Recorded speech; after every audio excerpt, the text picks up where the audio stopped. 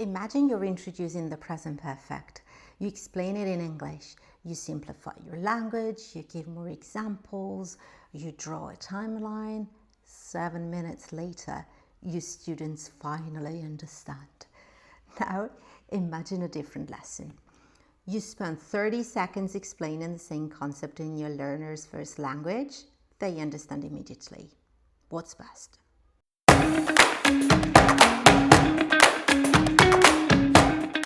Hi, I'm Raffaella Manzo, teacher trainer and founder of ProTEFL Institute. I work with English teachers who want support with lesson planning, methodology, and classroom decisions. Today, we're looking at another question that divides language teachers. Should grammar ever be explained in the learner's first language? For many teachers, the answer seems obvious.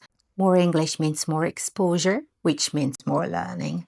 But grammar explanations aren't the same as communication. So before we answer that question, let's borrow a few ideas from research. The first distinction comes from cognitive psychology: declarative knowledge and procedural knowledge.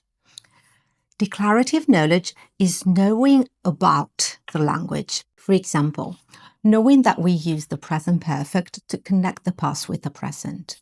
Procedural knowledge is something different. It's being able to use that grammar naturally while speaking or writing. Here's why this matters. A grammar explanation, whether it's in English or in the student's first language, mainly develops declarative knowledge. It doesn't automatically help learners use the language. That only happens through meaningful practice. So maybe we're asking the wrong question. Instead of asking, should I explain this in English? Maybe we should ask, how can I get learners practicing as soon as possible? At this point, some teachers might say, but surely explaining grammar in English gives students more exposure to the language. Yes, it does. But we also need to ask, exposure to what?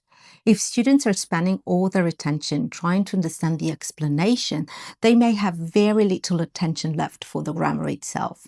And that's where another concept becomes useful: noticing hypothesis. The basic idea is simple.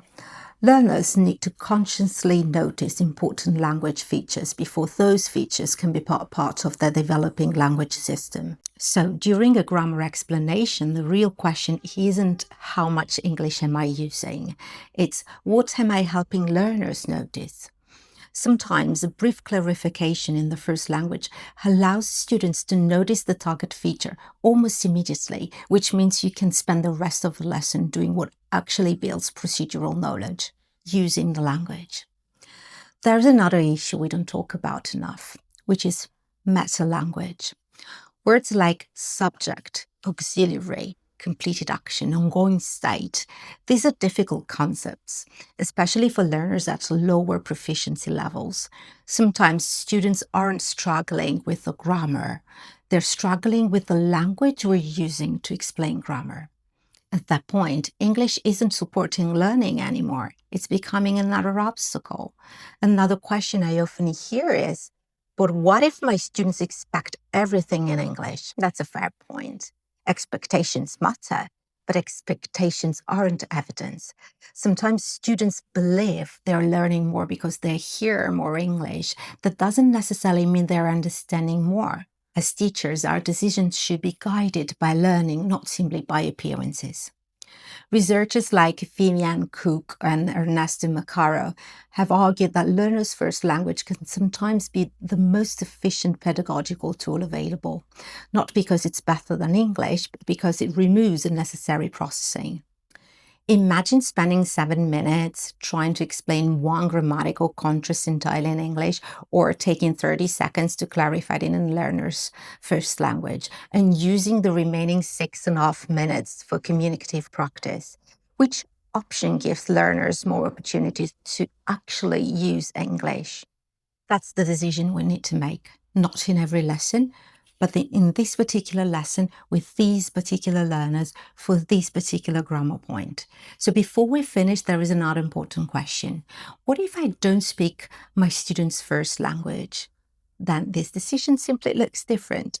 You may use examples, visuals, timelines, CCQs, or encourage peer discussions where appropriate. This discussion isn't about saying teachers must explain grammar in the student's first language. It's about recognizing that English isn't always the most efficient language for every explanation. So next time you're planning a grammar lesson, ask yourself 3 questions. What exactly do learners need to understand? Is English helping them notice the grammar or making the explanation harder to process? And where is my lesson really adding value? In the explanation or in the opportunities students have to use the language afterwards? If you'd like to explore the research behind today's discussion, you'll find all the references in the description below under further reading. I'd also love to hear your experience. Do you explain grammar entirely in English? Or are there moments when you deliberately use your students' first language? Let me know in the comments and see you in the next video.